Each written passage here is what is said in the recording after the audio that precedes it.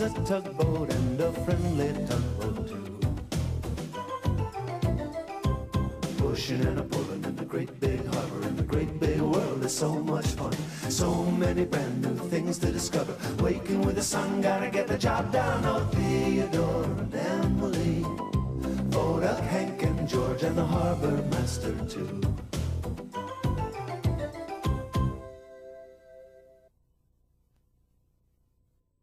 Hello. My old bell here needs a good polish to get it all shiny again. But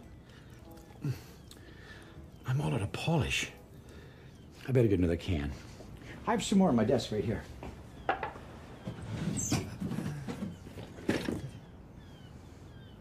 wonder what's in this box. Would you look at that? Seashells. Oh, I collected all these shells myself. Wow. Look at this one. You see, it has ruffles and it seems kind of delicate, but actually it's very strong. Oh, and this one. It's all shiny and smooth like glass. Boy, oh boy. Well, you know, you can spend hours and hours looking at things from the ocean. Pugwash knows all about that.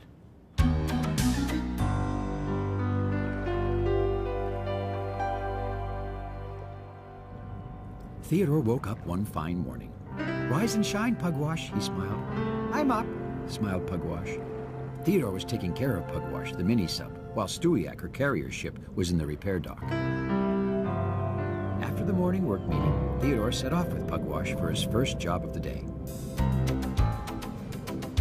We have lots of important things to do today, said Theodore.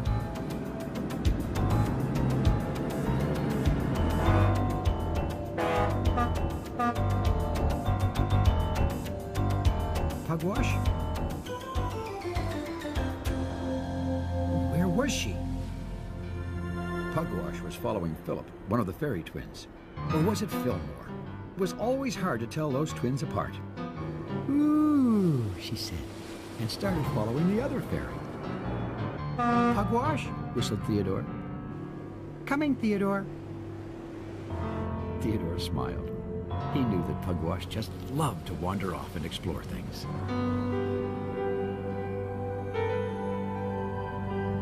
Meanwhile, over at the Great Ocean Dock, the dispatcher was talking to Fodak. A report has come from Cayley's Cove of cargo falling off a ship. It could be something dangerous, said Fodak seriously. I would like you to check it out, please, the dispatcher told him. Of course, said Fodak. I am the safety tug. And George will go with you, added the dispatcher. I will, said George. George, repeated Fodak. I am qualified to go by myself. George will take Shelburne the sea barge along with Pugwash, said the dispatcher, in case there is anything on the bottom of the ocean that needs to be brought up.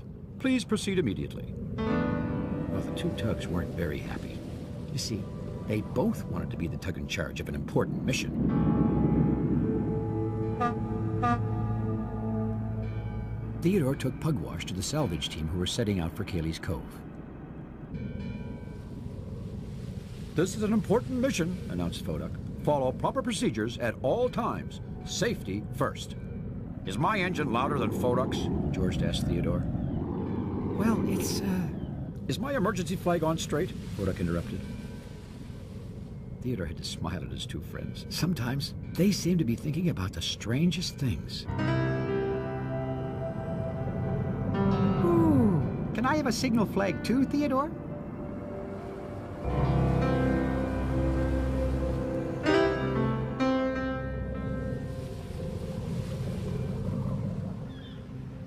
When they got to Cayley's Cove, Troro, the fishing trawler, told the salvage team what he had seen. It was late last night and pretty dark, but I'm sure I saw something fall off a ship passing by. Don't panic, said Fodak calmly. I'll take over from here. Well, I'm trained to deal with this, said George, butting in front of Fodak. Mini-sub ready? Ready and waiting, called Pugwash eagerly. Lower away, commanded Fodak, butting in front of George. Shelburne slowly began to lower his cable.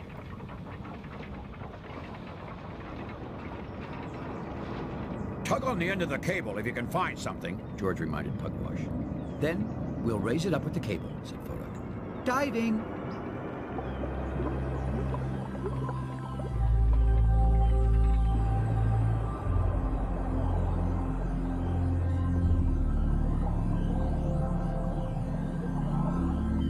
Is that a siren?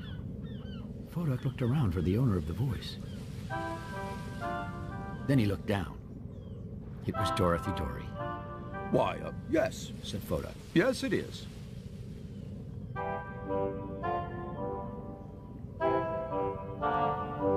Can you blow it? Said Dorothy breathlessly. It's not a toy, said Fodak sternly. It's an important piece of safety equipment.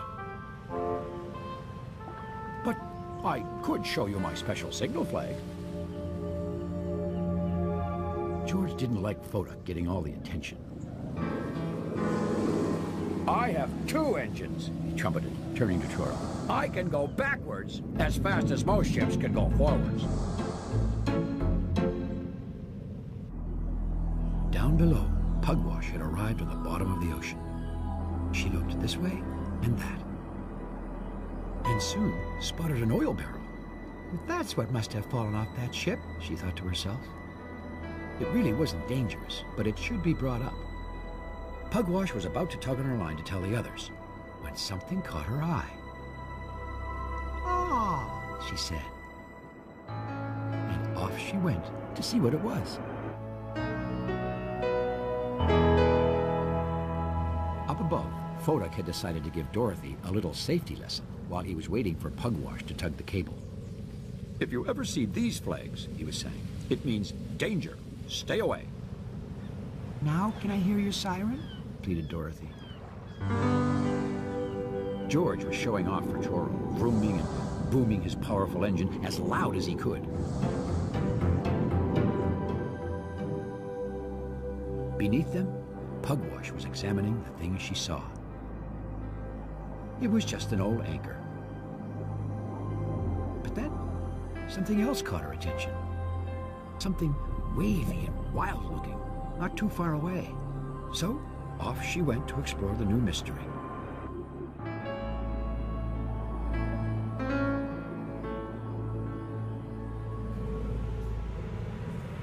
Back in the big harbor, Theodore was finishing docking a small cargo ship. He glanced around, expecting to see Pugwash and the salvage team returning from Cayley's Cove. But they were nowhere in sight. "They've been gone a long time," he said, gazing towards the harbor entrance. "I hope Pugwash hasn't wandered off again." Theodore decided to ask the dispatcher if he could go and check if everything was all right. Deep beneath the waves, Pugwash had discovered that the wavy, wild-looking mystery was kelp, a giant ocean plant. "Oh," she gasped, and slowly entered the kelp jungle, pretending she was hunting tiger sharks.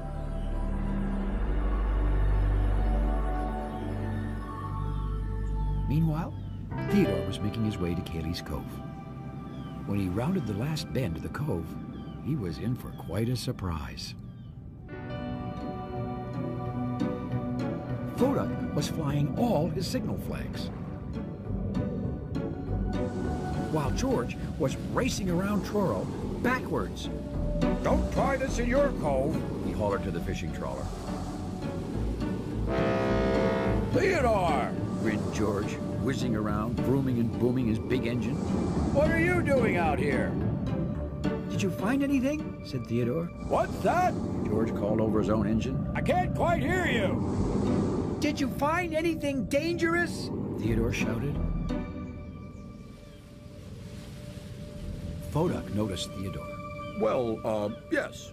Yes, I did, he said. That lighthouse has a burnt-out bulb. "I mean, did Pugwash find the overboard cargo?"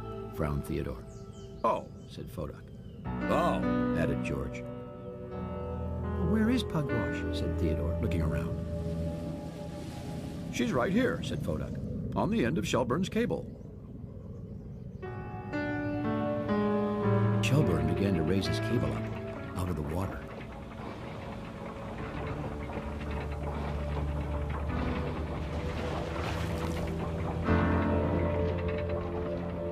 "Uh-oh," said Theodore.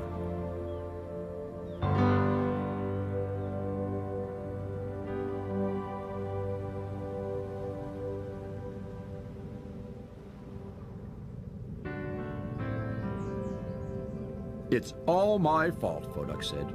I should have paid more attention to what I was doing. No, it's my fault that Pugwash is gone, said George. I wasn't paying attention.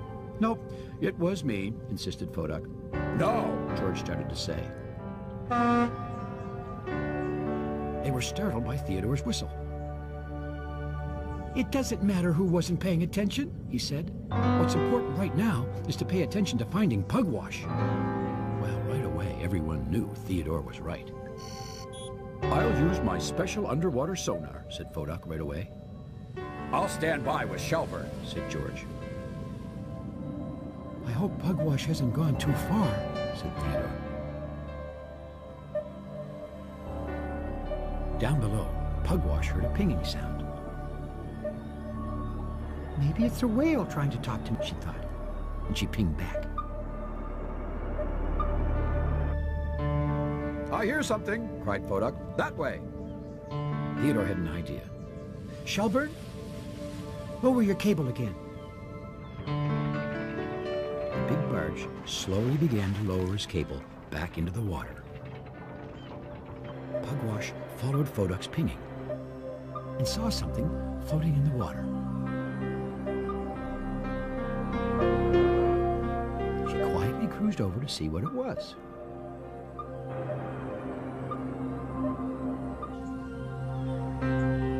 I feel something moving my cable, called Shelburne. Pull it up, cried Theodore. Everyone held their breath as Shelburne hauled his cable up again.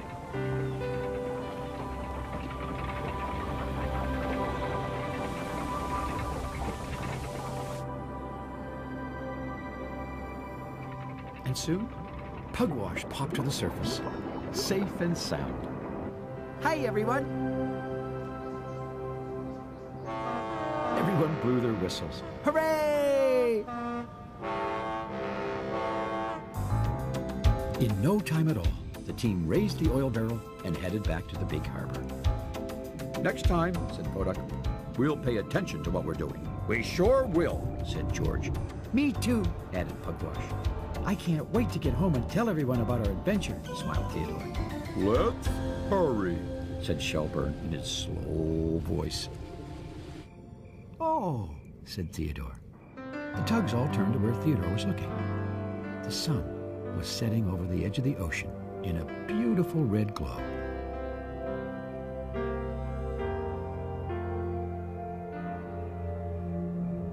What were we doing? Said Theodore. Well, everyone had a very good laugh about that.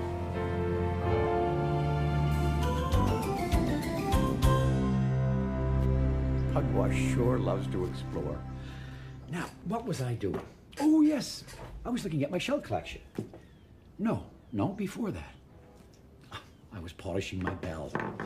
Here's a new can of polish. And now I can finish my job.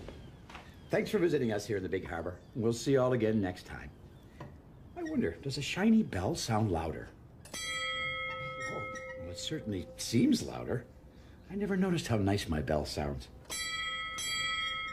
I'm doing it again, aren't I? Maybe I'll ring my bell when I finish polishing. So long.